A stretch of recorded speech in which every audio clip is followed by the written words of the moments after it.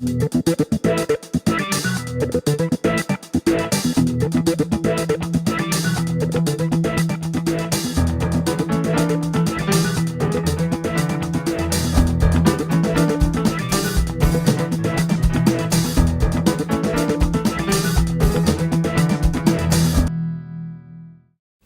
it's Don. Welcome to So Awkward. Today I'm going to try out a new segment that I've been thinking about doing called Don Reads Comics.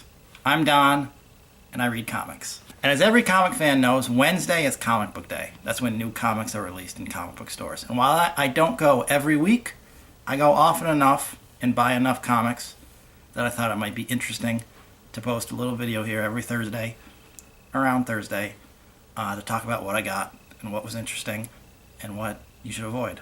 Some people spend hundreds of dollars every Wednesday. I spend about $10. I usually buy about 2 or 3 comics. So this show won't be exhaustive. It's just going to be my own personal likes and just what I decided to check out and what I think is interesting. And I don't have a lot of friends who like comics, so I can't really talk to them about stuff I buy. So instead, I'm going to talk to this camera. Welcome to So Awkward. The first thing I'm going to talk about is John Byrne's new Star Trek photo montage, The Mirror Cracked. This is actually John Byrne's second photo montage based on Star Trek. The first one he did was based on Where No Man Has Gone Before, and this one is based on the classic episode Mirror Mirror, where they go to the parallel dimension and where everybody's evil. I'm a huge fan of John Byrne. I think he is probably my all-time favorite comic artist. He is indisputably one of the greatest comic book creators of all time. He's up there for me with Jack Kirby, John Buscema, Stan Lee, all the greats. And he's also an expert on Star Trek. He's written a lot of really great Star Trek comics. One series about the Romulans, which is really good. And he did a series of starring Bones as a frontier doctor, just flying around to different worlds. It was a lot of fun and really cool. You should check out that if you can find it. But in these ones, he's doing something a little different. He's not drawing anything. He's using Photoshop to create little, I guess you'd call it a fumetti comic book with photographs and still images taken from the TV show.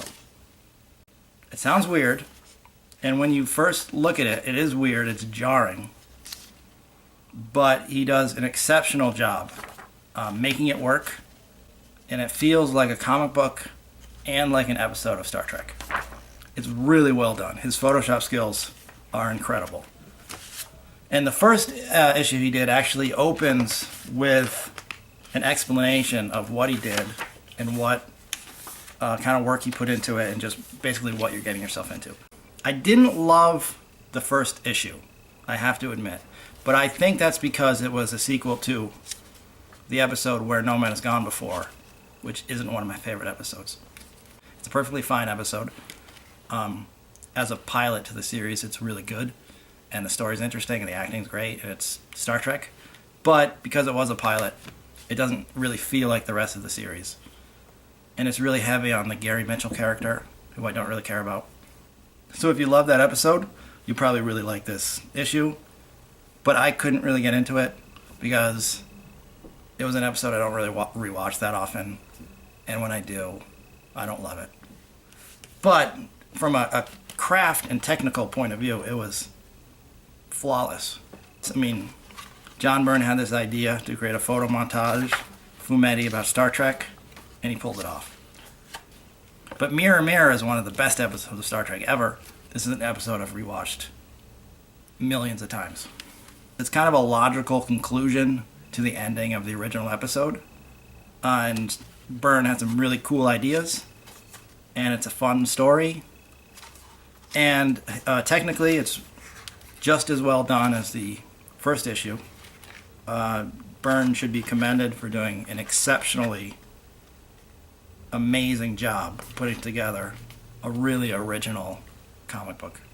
Moving forward, my only concern about this series, because it's going to be bi-monthly, is that if every issue is a sequel to a different episode, it might get a little bit stale. What I would like to see is more original stories.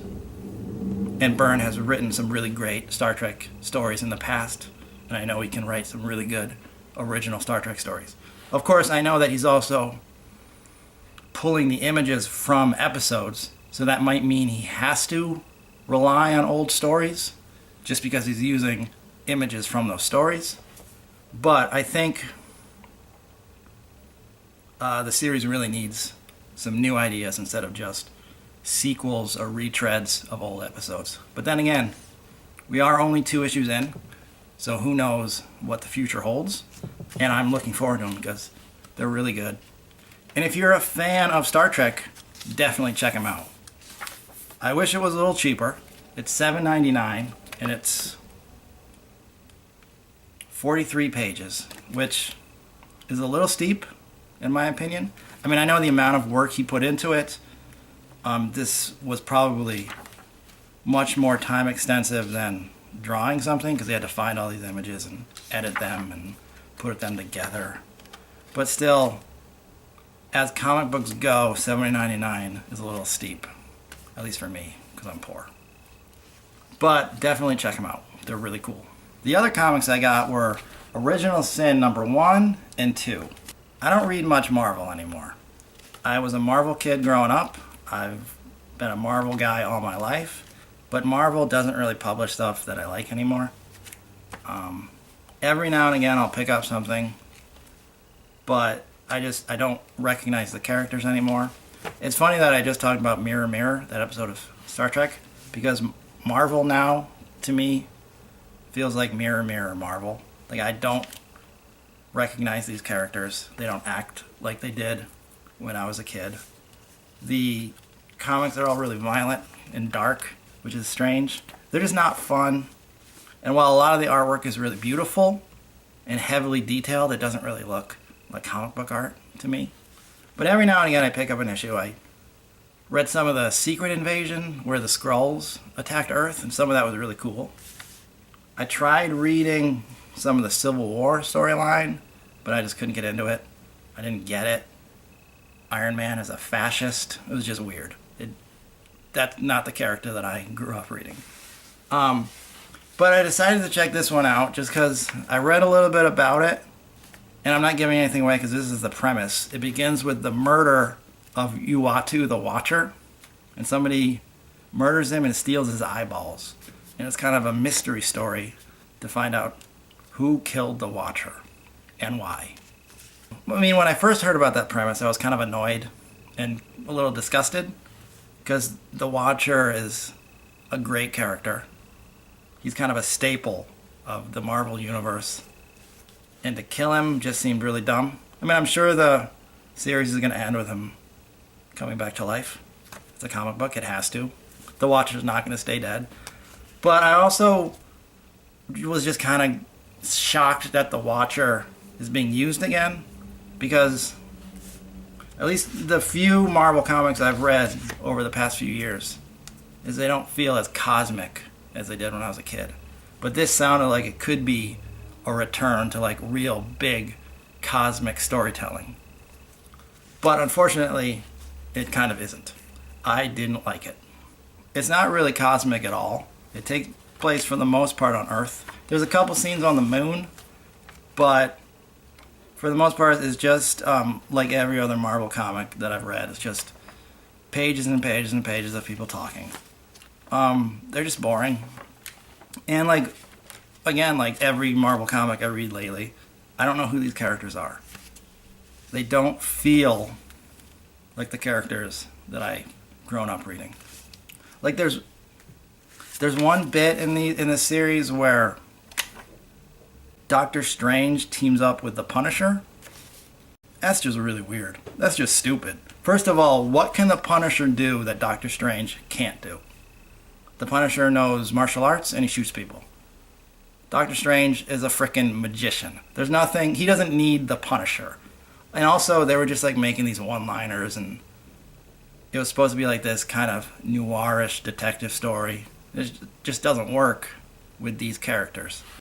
I mean, the Punisher was interrogating this guy to get information on what he knows while Doctor Strange was just watching. Couldn't Doctor Strange just read his mind He's Doctor Strange.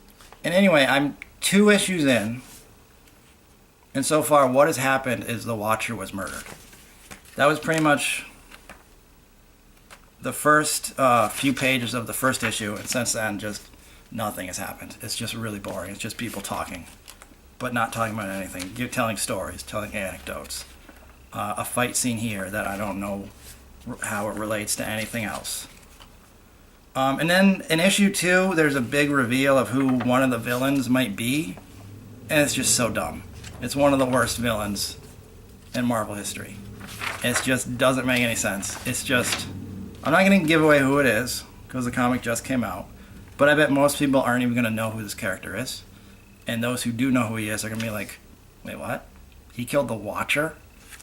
He may not have killed the Watcher. I mean, maybe there's more to come. There's still 6 more issues, but I don't think I'm going to read them. I didn't really care for the artwork either. Mike Deodato is a phenomenal artist.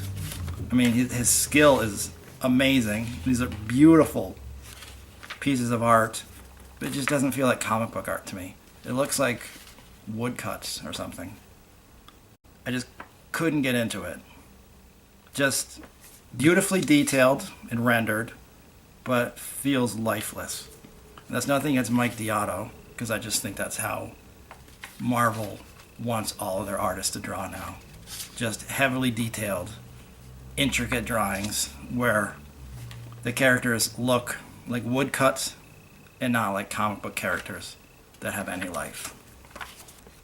And that's all I bought this week.